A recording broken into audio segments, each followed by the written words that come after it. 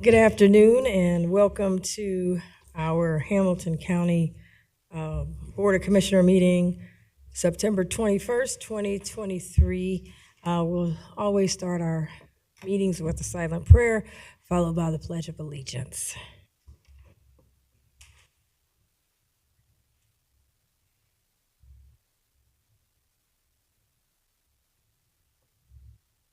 Amen.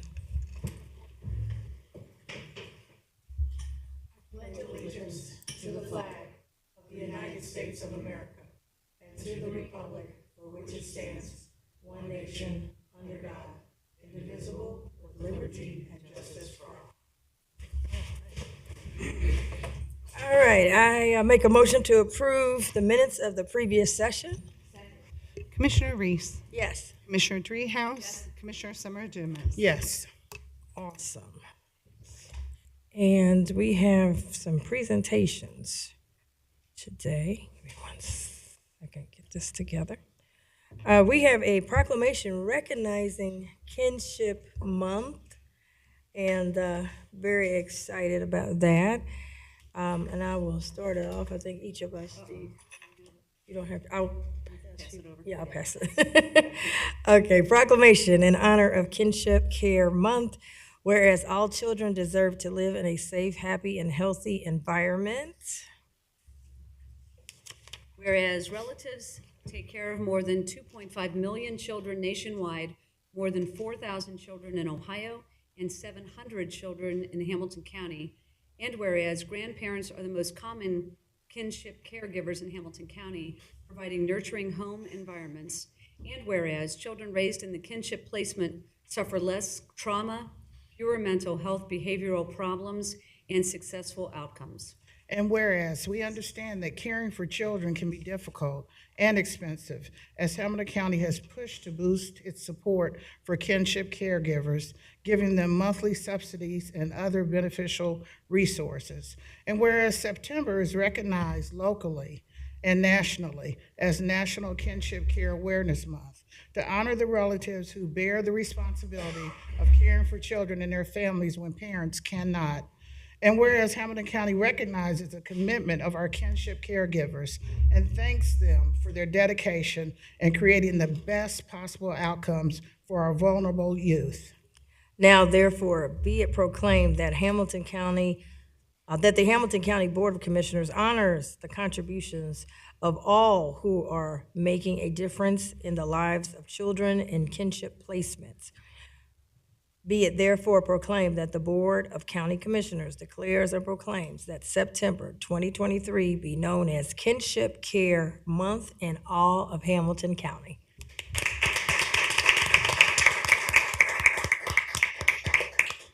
And before we present the actual proclamation, I'll open it up. Vice President Dreehouse. Yeah, thank you. Thank you to the members of JFS that are with us today. This has been an initiative of this board for a number of years, and we, in the state of Ohio, we were way out ahead on kinship care when there was a time when foster parents were getting a stipend to care for children, but kin were not getting a stipend. And we wanted to incentivize kin stepping up, and they needed the resources to make that happen. And we knew it was better for kids, and so we put a stipend in place in Hamilton County. It's been a number of years ago before the state of Ohio stepped in and did the same thing. And so I think this, declaring this Kinship Care Month, I think is really important to remind people about the opportunities that exist for kinship care and the county providing resources necessary for those kin to take care of those kids when they're in their care. So I think it's especially grandparents and grandmas in particular. So thank you for bringing this in front of us, and it's a pleasure to be part of this effort. Thank you, Commissioner Dumas. Thank you, Madam Chair. I think when we brought it forth, it was not as much of an issue as it is now. It's even more of an issue, more grandmas doing this, and grandpas and cousins. It hit me when I was looking at the news. Bethany House had two grandmothers they talked to who are staying there. They're homeless, but they both have 6 children each that are grandchildren that they're taking care of. And so this, as I was saying, is happening more than ever. And I think maybe as we look at our budget, we may look at wanting to even increase the stipends for those people that are helping to raise those small children. That's all I have. Thank you. I want to say it's important, this proclamation, more so for so many people that are out there who don't know about this being available, because something happens in their family, they just step up and they just step in and try to make a way out of no way. And I remember at 513 Relief Bus, we were doing, of course, the rental assistance, and a woman came up who had retired, and she came up with her 2 grandchildren, and her daughter had died of COVID, just unexpectedly died of COVID. And now here she is retired, and she has 2 little grandchildren to take care of. And she said that she wanted to step up. You can't, go in the system. They're going to come to her house, and she's taking care of them. All she was trying to do is get some help with the rental and the gas and electric bill, I believe it was. And then because of the JFS team and the 513 relief team together, the strike team came in and said, hey, let's learn about your whole situation. And she was informed about this kinship program she had no clue about. She had never heard of it, not to anyone's fault, just that's how they do. People just step up in their families.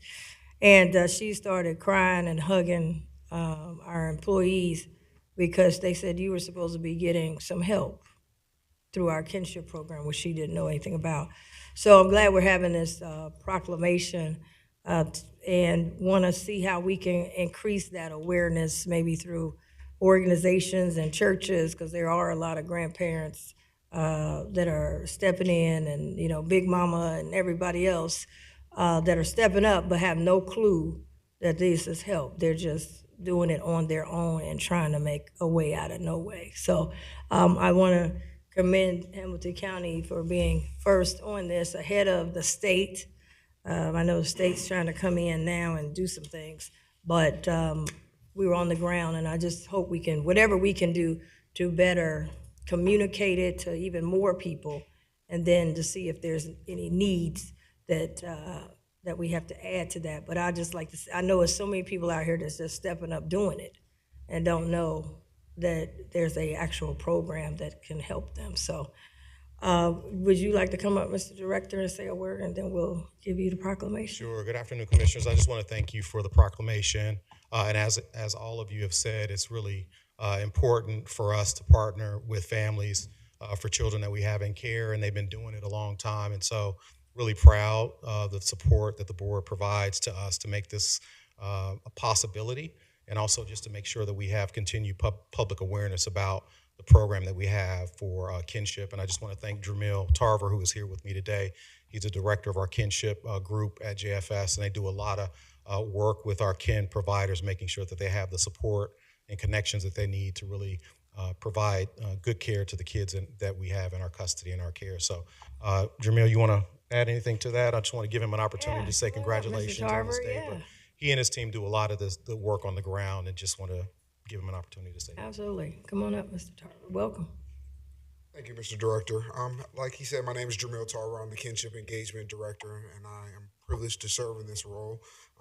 Through our leadership and through the generosity of the taxpayers and the vision of you, the commissioners, we are pleased to say that we have 130 more children in kinship care this year than we did last year. So we are continuing to grow. We continue to see the positive effects of the stipend and the other resources we provide to families, and they are making a difference for these children that we are serving. So I appreciate the leadership, and I appreciate the resources, and our families do too. So thank you for that.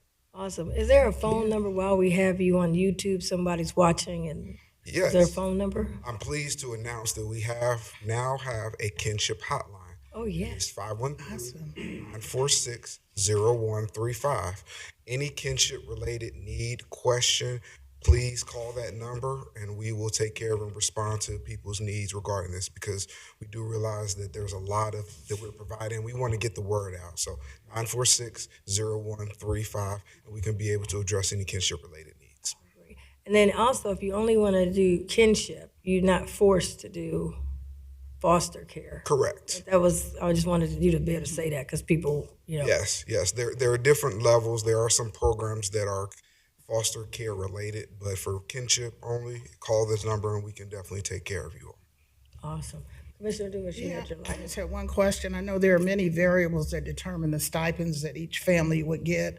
And I was just wondering, like, what would be the minimum and maybe the maximum? I know it's dependent on how many children that you have, and so. Absolutely. So there are two stipends. There are the ones that the county provides. That is a stipend of $350 per child per month. Now, after 6 months, that stipend doubles to $700 per month because the state stipend that families are also eligible for, they're only eligible for that stipend for 6 months. So after that 6 months, our county stipend doubles to $700 to be able to offset the loss of the state stipend. That is awesome. And families are also eligible. We have furniture to provide for families through New Life Furniture.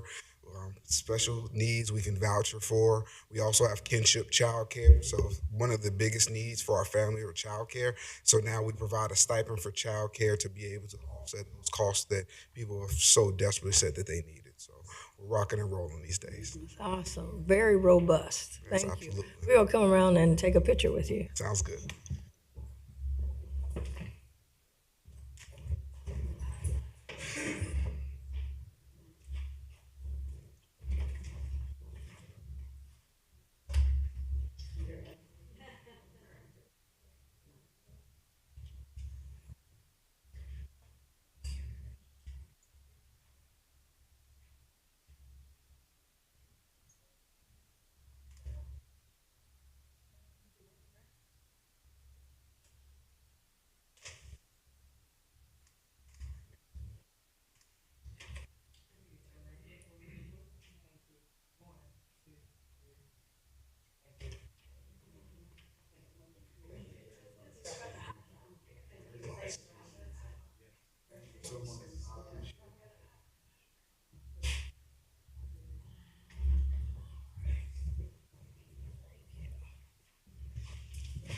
Okay. That's the calendar. Okay, we'll move to public comments. Anybody on YouTube or what is it? Not YouTube. Zoom. Anybody on Zoom? Okay, we have one card. Mr. Joe Mallory.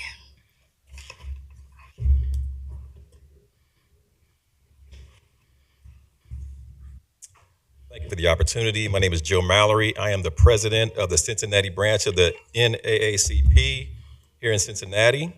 I'm here to speak about a media story that I read and saw on the internet about a meeting that was had here at this administration building between administration and County Commission member President Reese. And we want our elected officials to maintain decorum and to question and be contemplative when they are having an issue before them. And we always expect that there's going to be a semblance of professionalism and some decorum. And it was very disturbing, some of the things that I heard that took place in the meeting. And I understand, we have a lot of business coming in the community, $200 million for a convention center, about $1 billion for this headquarters hotel, and we got just the other day, $300 million for an arena proposal. So a lot of money is being spent, and we're talking about, inclusion, and is Black ownership going to be available? So I don't think that it is fair for an elected official to be challenged in a meeting to have a person who is representing a big development corporation slam their fist on the table, stand up and point their finger in their face at this meeting, and an administration, people at the table not take control and have order, and then do some victim blaming and create a narrative to support the aggressor. I have a problem with that. Whenever we have business with people who are doing business with us, with taxpayers' money, we expect our elected officials to stand up and question anything that's coming before them. If they have to ask it 5 times, if they have to talk about Black inclusion and is there going to be Black ownership, no matter how many times they ask it, you should always maintain decorum. It's unacceptable to me that we have people who are representing this county in the administration capacity that did not take charge of that meeting and address it instead of going around victim blaming, trying to change the narrative of what really took place in that meeting. And I have a real serious problem with that. We got to get a handle on that. Thank you. Thank you. Thank you very much.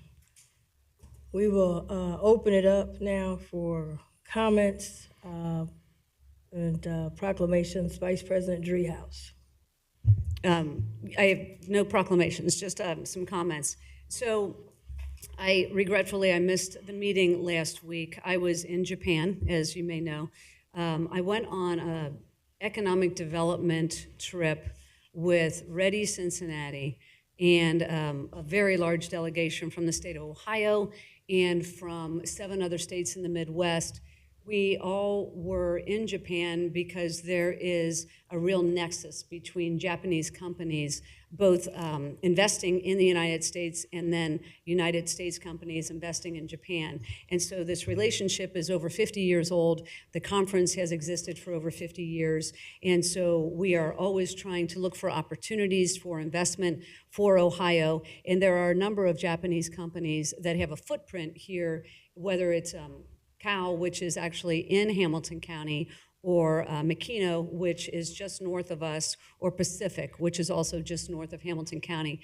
And so it was an interesting trip in that we went to go visit the manufacturing facilities that have a footprint in Japan, and they're originated in Japan, but also have a footprint in this region, and try to understand if there's any potential for expansion or for additional facilities in Hamilton County, or rather in our region, and if there are any challenges, what those challenges are, so we make sure that we are the #1 option in case they are looking to expand their footprint in the United States. And so we heard about things like quality of life and workforce and talent and some of the things, interestingly, that I think some of our own companies are interested in promoting here in our region, especially with Intel and Honda coming into the space in Ohio. So I was privileged to go. There were a number of elected officials throughout the state of Ohio that were there, and other states. There were 5 out of the 7 states that were represented. 5 governors were there. And so it was a real privilege to represent Hamilton County as the board member that serves on Ready Cincinnati to make that trip. I've never done that before, but I thought it was important to help continue with the relationships and potentially build some economic development activity here in Hamilton County. So apologize that I wasn't around last week, but that's where I was.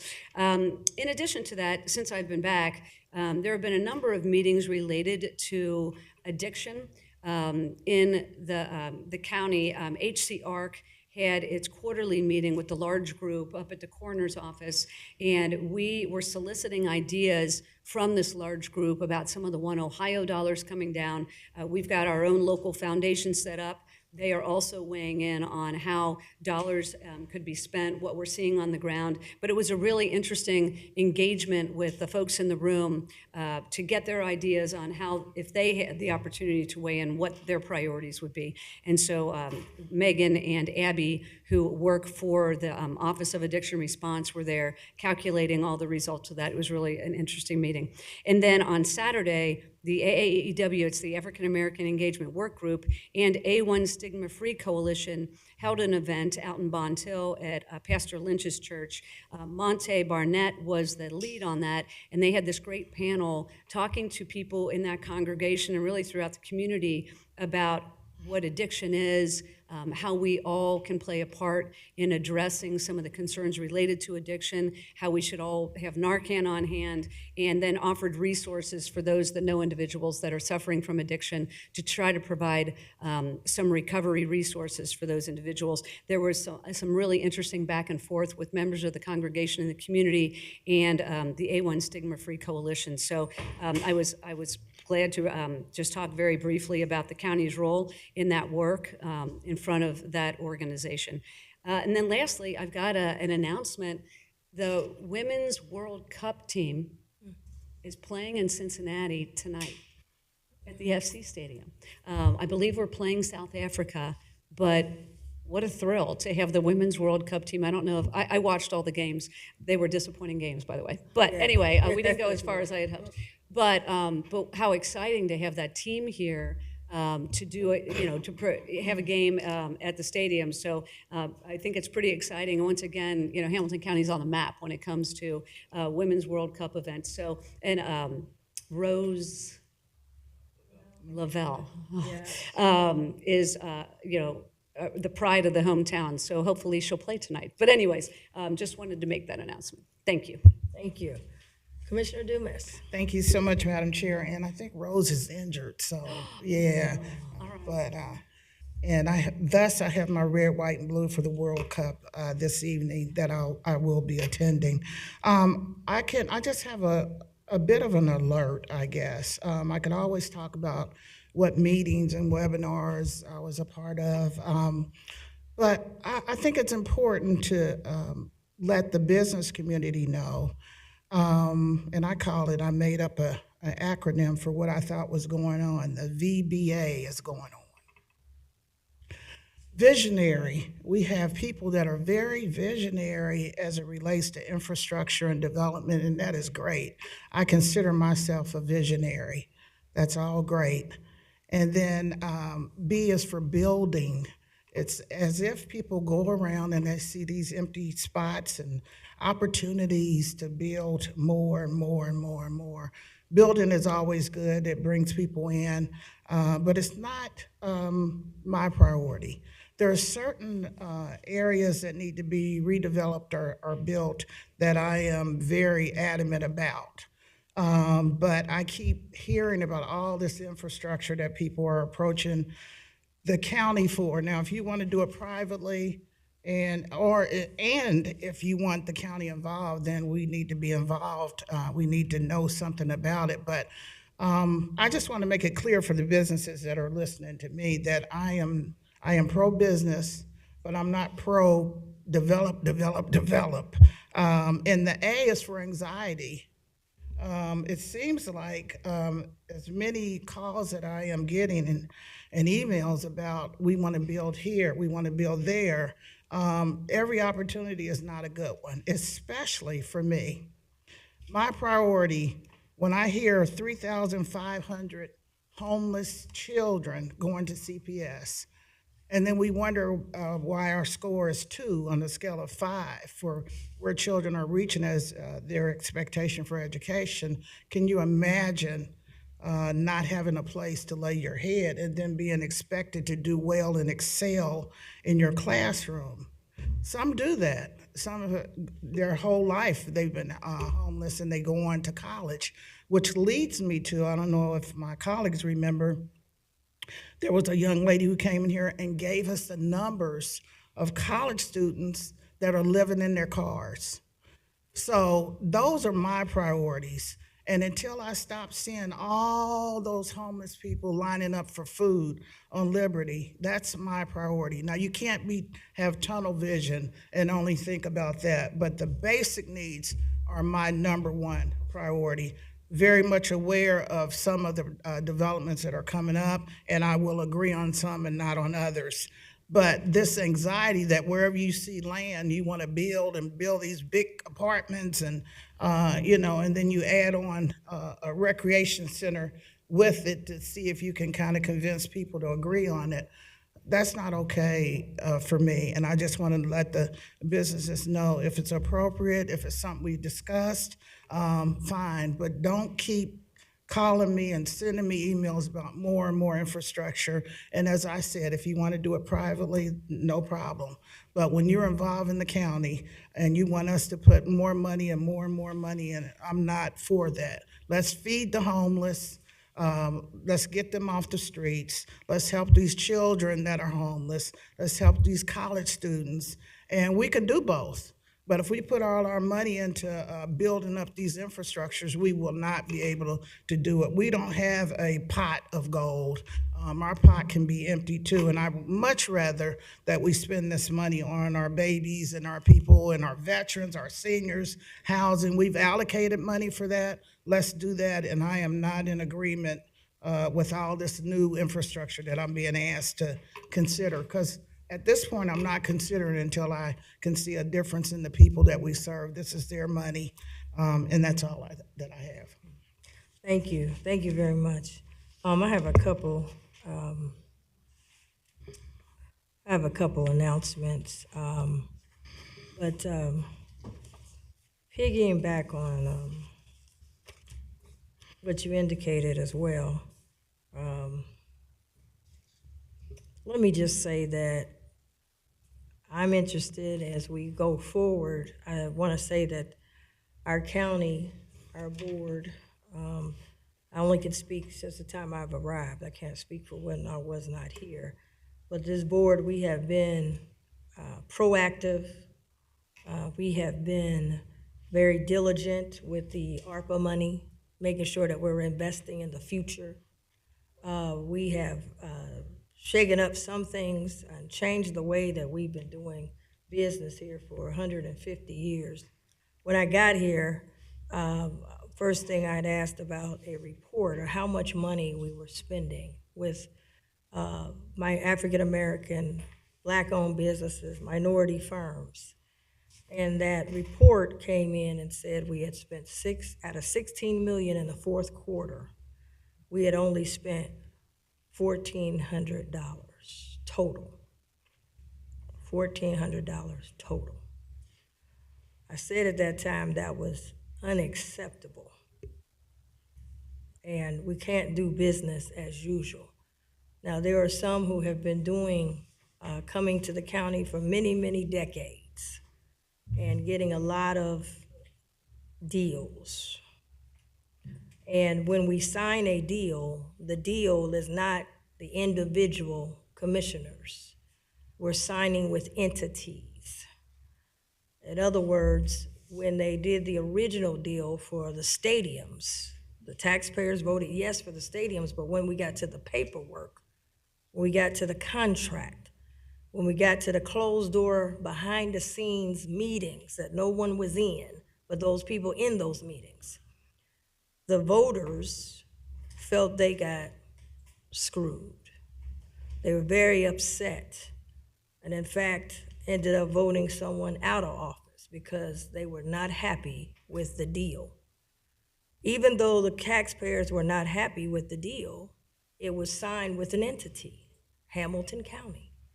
And so we have, even now, 20 plus years later, we have to go by the contract. And a lot of times we're voting on stuff and we jump up and say, well, we got to do it because it's the contract, even though we were not the ones here. We are now entering in other development deals that are not 20-day programs, not 30-day, not one-year programs. These deals will be for 20 years. And we're signing with entities. And so as we go into these tough deals, as you indicated, Commissioner Dumas, there's a lot of requests. There's a lot of pressure from requests. And so we got all these requests, but then we've got the taxpayers. And the taxpayers are getting squeezed right now. They received a letter that we have nothing to do with. The county doesn't control it. The state of Ohio mandated it, state law, that you must reevaluate your properties every 6 years. And it's estimated that this will be the largest reevaluations possibly in decades. So that means it's going up. At the same time, your property taxes probably may follow going up. So now you've got this entity, the taxpayers, paying taxes, and then every deal that comes forward is to get no taxes. For example, Millennium Hotel, we believe was, not, everybody knows it wasn't a great hotel and this and that, but it was 800 rooms and it was current on its property taxes. Okay, let's get rid of Millennium, they say. But now we got to replace it now. So how do we make up that property tax? How do we make up those 800 rooms? And as someone who actually pitched some conventions myself in the toughest times of Cincinnati, that's why it's unquestionable. Reese, Are You for Progress is unquestionable. Because I brought conventions in here, big ones, that at a time when they didn't want to come here. And I have been for, the Black Music Walk of Fame. We got a lot of progressive things. So that's off the table. But the deals had to make sense. If you lost 800 rooms and we could only compete in a certain market, because when you go to a convention, and Joe Mallory, who is the president of the NAACP, and the NAACP National Convention has come twice. He's not down here as just somebody talking. His organization has brought money, booked hotels. When you go to the meeting planners, they have a questionnaire. It's not, do you have a beautiful looking place? It's, do you have this many rooms? Do you have this much square foot? If you don't have that, we don't even get to talk about come visit and let me show you what we got, because these are the prerequisites. It's kind of like when you go to school, you got to have these 3 courses or 4 courses before you can pass to the next grade. The elected classes, that's extra. But these main things, you got to pass. And so the question was, if we were told 800 rooms to the taxpayers, to the people, and I've got all these articles, we're going back to, I'm asking the same questions I asked December of 2021, May of 2022, and now we in 2023. In fact, I got an article said that the hotel was supposed to get started already now. They said by early 2023. I think we getting ready to go in October next month, if I'm not mistaken. So this is not crazy questions. It's a real questions. And when you go to a bank, I keep saying that because people come run over here and want us to ask less questions than you get asked when you go to a bank. If you go to the bank and buy a house, they're gonna ask you, how much square footage is it? You can't be all over the place. Well, I think it's 12,000, I think it's 80,000, what is it? Otherwise, come back when you get it. We can't, that's the lowest level banker. That ain't the CEO of the bank. You got to be able to answer these questions. And you can't get mad at the banker who got the money because they keep asking you questions. People have gone to the bank to get $1,000 and got more questions than some of the questions that others have had to ask that want big, big deals. Now, let me frame this properly. We have a football stadium. We got and a baseball stadium that's owned by the taxpayers, almost $1 billion as is.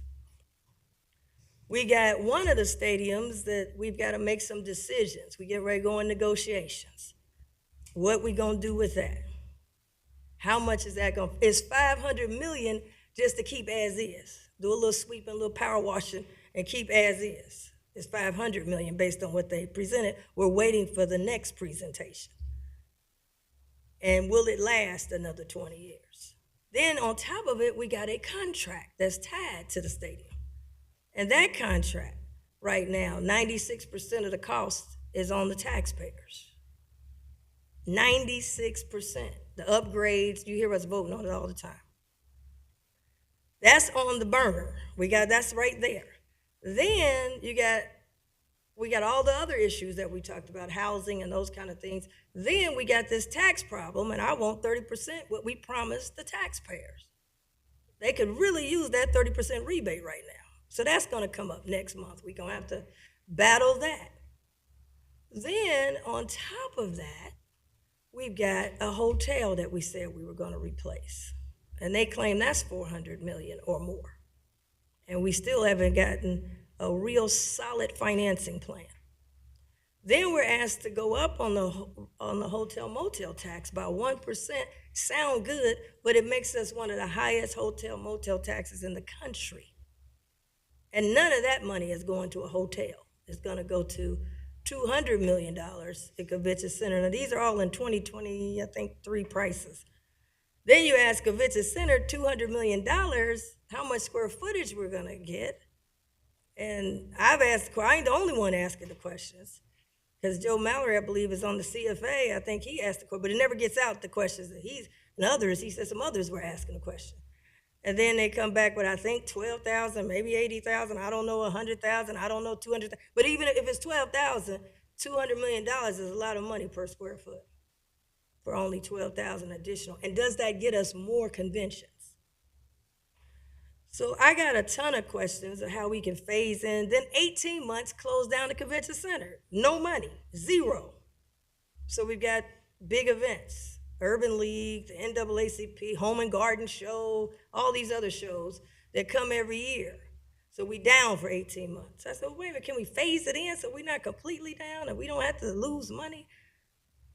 Those will be questions that a lot of people may ask. What I'm trying to get is what's going to be the tone, what's going to be the policy. It's not no personal. I don't get it. We don't sign personal. I don't sign it personally. Hamilton County will be signing it. 3CDC will be signing it. Entities that'll be around forever. What I'm interested in is the tone of coming here. As it just was said a little bit earlier, everybody running down here thinking, hey, go down to the county. They got the money. We want to do this. We want an arena. We got the same piece of land, and on one thing it's saying we're going to put the convention center over there where the Millennium is, where we make no money, by the way. We're going to put a little thing over there, and we can have some music and some hot dogs and vendors, and maybe one day we can expand. We barely can afford this. You think the state gonna let us come right back and expand? It took us 20 years for the state to even entertain us right now. But anyway, that space. But then I read in the paper that now we talking about an arena might go to that space. Now, how's two things going to the same space? So these are the types of questions. And I can only speak for myself based on the people that voted for me, the supporters that voted for me. And these are the questions that we've got to study about the property that you told me there's something else going on the property. We got to get it together. So I will continue, and I know we're going to have next week a meeting. And the questions, there'll be more questions, because as I get more information, I might have another question. But I'm going to continue to ask the questions, and I'm going to say it publicly. I don't believe that any of the commissioners, I don't care who they are, Dumas, Driehaus, you got to, we might disagree on stuff. Things get heated. We understand that. But I would not condone if they got a question. I would not condone. And I'm not going to condone. So I'm going to continue to ask questions. I'm going to continue to bring these things forward, and I just want everybody to know that we don't have unlimited money. So we have to move diligently, and we're gonna have to pick and choose some things. And not everything will be able to be funded and move forward. So I wanted to say that, and I know a lot of people have been stopping and calling, and our office has been flooded with calls and emails and people stopping me and everywhere. And I just wanted to let them know it was unacceptable, but I'm going to still ask the questions. We're not going to stop. We're going to still ask the questions, and we're still going to demand respect of the taxpayers, because that's what I'm here for. We're here as representatives of the taxpayers. We're not here as individual of ourselves. So I wanted to say that on, I think, Tuesday, we will have a meeting, and there will be more questions, because I'm hearing 800 rooms, but then we applying for grants for only 600 rooms. They told me 675, then they told me 650, then they told somebody else, told him 600. It's just too much. The taxpayers, and I read a lot of articles, and these articles even got it all out of whack. So we'll be able to have another meeting to hopefully ask these questions and any other questions that might arrive. So I wanted to just say that, but I do have some concerns that our property is being considered for an arena, and I don't know anything about it. Maybe my colleagues may know, but our property owned by the county that we got a $55 million debt already on is being considered for an arena for $462 million, and I didn't know who would be paying for that. So wanted to highlight those. The other thing I wanted to say is I'm very excited that we had a chance to host My Brother's Keepers Leadership Summit with Senator Sherrod Brown, as well as the Cincinnati Reds. We have chapters, 12 chapters across Ohio, and it was just great to see these young men and their programs. We have one chapter in Cincinnati, or in Hamilton County rather, in Lincoln Heights now. So we have a My Brother's Keeper program, and 190 youth were there. I was excited to join the mayor and city and corporate leaders speaking at the Great American Ballpark. And then I was happy to give them a tour of the Cincinnati Black Music Walk of Fame, and they just got excited. I mean, they got me even more excited. I mean, it was just awesome. So it was great to have I think that's one of our largest crowds so far in terms of a group that was down there. We did have the literacy lab with 120 youth. And then I saw on social media the local chapter of Delta Sigma Theta for sorority. They were down there and had a big day down at the Walk of Fame, as well as it being featured during the Bengals game. It was on national TV. So I was really happy and shocked about that as well. So wanted to say that the 513 relief bus will be there in Blue Ash today at the YMCA, 10 a.m. to 3 p.m. And then Wednesday, September 27th, they'll be downtown at Seven Hills Neighborhood House. So wanted to, oh yes, and we also kicked off Oktoberfest, which was a big weekend, which was great with Cincinnati Chamber of Commerce, Brendan Cole, CEO, and Mayor Aftab and City Manager Long. We were able to kick things off, and it seemed to be a great, great weekend. Everybody was down there having a great time. So those are my comments, and now I will turn it over to Mr. Ludo.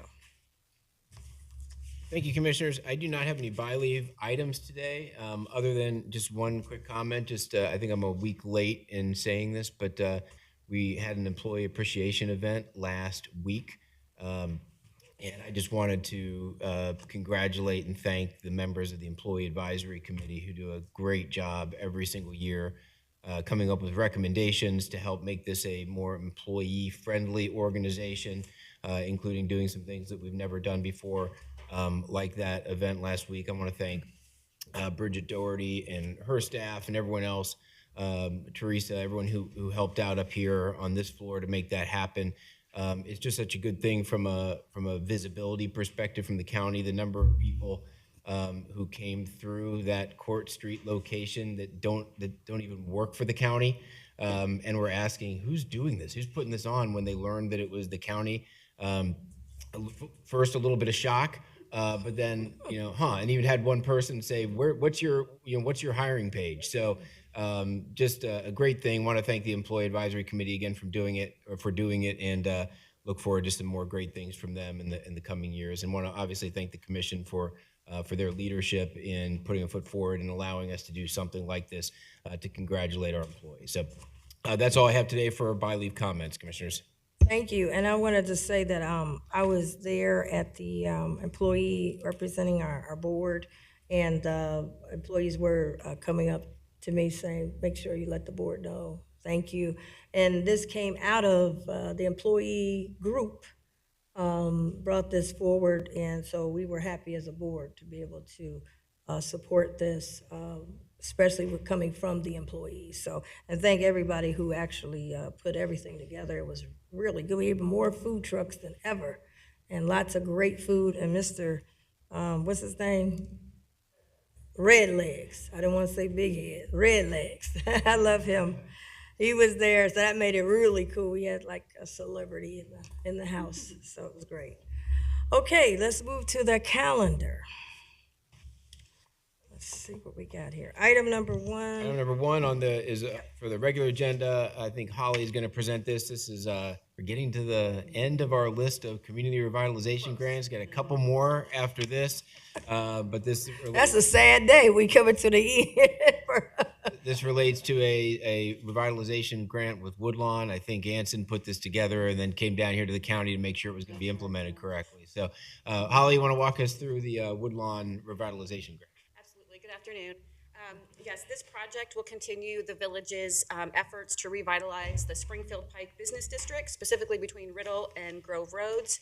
The village's long-term goal is to continue to acquire properties along this roadway and replace them with small storefronts or mixed-use buildings. So Woodlawn requested $231,200 to purchase 2 properties along that roadway to take control of them, demolish, and make way for new development within the village according to their priorities. And I will say, yeah, I should have asked Anson to come up and present on this, since he knows it way more than I do. But happy to answer any questions. And just for your information, we have 2 more revitalization grant agreements coming forward at the next 2 meetings. Awesome, thank you. Open it up, Vice President Dreehouse. Well, so yes, absolutely supportive of this, but just want to remind that while there are only 2 projects left in this round, we're going into the budget cycle, and I feel that it's likely that this program will be renewed by this commission, and so we have plenty of other rounds to help additional communities take advantage of this grant program. So thank you for the presentation. Thrilled to support it. Thank you. Commissioner Dumas. Thank you, Madam Chair. And Holly, this money comes from? The general fund. Okay, and so the reason why I bring that up is because this revitalization grant is only about 3 years old? 4? 3. 3? It's the 3rd year, yeah. Okay. And so I'm just really happy that we're able to help these communities. And so, but just to remember sustainability, we're giving you monies now, but try to figure out how are you going to continue this if we're not able to give, or if we're not able to give at the height of the amount that we're given now. But this is awesome. Thank you. Thank you very much. So I will make a motion to approve item number 1. Second. Commissioner Reese? Yes. Commissioner Dreehouse? Yes. And Commissioner Summer Dumas? Yes. Okay, we're going to move to our consent agenda. Thank you, Commissioners. Just walking through these briefly. Item number 2 on your consent agenda is the auditor's statement of financial transactions for August 2023.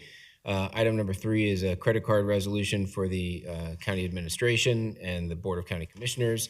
Item number 4 is a resolution appropriating some of our federal fiscal year grants in a total of $8.34 million. This is specifically for our Air Quality Agency, Emergency Management Agency, and some of our federal fiscal year coroner grants.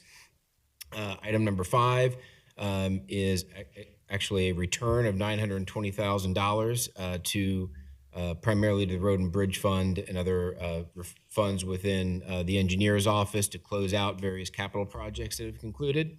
Item number 6 is a resolution appointing Lenora Godfrey, the new Director of Mental Health Recovery Services Board, to the One Ohio Region 2 Recovery Foundation Governance Board. Item number 7 is awarding the bid awards and contracts from the purchasing department of a total of $505,000 for August 2023. Item number 8 is a purchase order related to Microsoft licenses and furniture replacements at $534,400. Item number 9 is the purchase of a Ford Explorer for the county engineer. Item number 10 is a resolution actually rejecting a bid or an invitation to bid process on behalf of the board. This was for the facility, for the courthouse critical facade repairs. That engineer's estimate was $243,000. The low bid came in at $491,000, which exceeds 10% of the price. We have to reject that bid. Items number 11 and 12 are G11 waivers. These are waivers that we do as just a matter of course when we enter into a bargaining we're beginning collective bargaining with a union, and the Ohio Revised Code says specific things about when wage increases start and when they can start after negotiations. So to make sure that everyone knows both sides are negotiating in good faith, the waivers indicate that we would make salary increases retroactive to the beginning of that year, just so there's no, doesn't appear as if anyone is delaying anything for the purpose of holding off on wage increases. We do those as a matter of course every time we get into some of these, especially the conciliation-related bargaining agreements. We have several JFS items. We have item number 13 for $195,600 with Easter Seals. This is training in the construction and hospitality fields for SNAP consumers. Item number 14 is a resolution related to the Southwestern Ohio Regional Workforce Investment Board. This is a reimbursement agreement for the maintenance of property out there at $400,000. Item number 15 is also a reimbursement agreement for the work that the Workforce Investment Board does for holding meetings, managing the board, managing the programs. These are pass-through dollars from JFS, $668,000. We have an agreement for group home services with Adonai's Haven of Rest at $128,000. We have an agreement for foster care services with Angels Guarding Youth at $109,000. And then item 18 is the treasurer's report for the month of August. And that would conclude the consent agenda, Commissioners. Thank you. I'll open it up, Vice President Dreehouse. Yeah, I just wanted to highlight item number 4, which is over $8 million in federal grants for particularly environmental services and the air monitoring. I think this is another one that flies under the radar a bit by way of what the county does for the citizens to make sure that the air quality is safe and clean. And so I'm glad that we are getting this kind of support from the federal government to continue that work in this community. So I just wanted to highlight that. Thank you. Commissioner Dumas. Thank you, Madam Chair. Item 10, Jeff, I would ask, as we look at the facade for the Hamilton County Courthouse, I had mentioned a few months ago about our pavement area right in front of our building, the Topper Tomb building, and how dangerous it is. I've turned my ankles a few times out there, so I know the city is responsible for that. So if we could find out if they can fix up that area, that would be great. And I'm sorry I didn't mention this to you, Jeff, before, but I had mentioned also about the possibility of some 4 or 5 complimentary parking spaces right out there in front of our building for people. It's so difficult to find a place to park, but just as a courtesy to the people that are coming into our building. And I know you said you had to get with the city about that. Yeah, so. we're assessing a couple of options for that, Commissioner. Okay. So thank you. I'll get back to you shortly. on Okay, thank you. That's all I have. Okay. I make a motion to approve items number 3 through 18, and accept for the record 3 through 18. Second? Commissioner Reese, Yes. Commissioner Dreehouse, Yes? Commissioner Summer Dumas. Yes. We have an executive session. I'll make a motion to go in executive session pursuant to Ohio Revised Code 12122 to discuss collective bargaining. It's consent. I'll make a second. I just was asking, did we get item 2? I'm sorry, I missed it. Okay. Yes, consent. Sorry. Yes, second. Commissioner Reese, I'm sorry, yes. Commissioner Dreehouse, Yes. Commissioner Summer Dumas. Yes.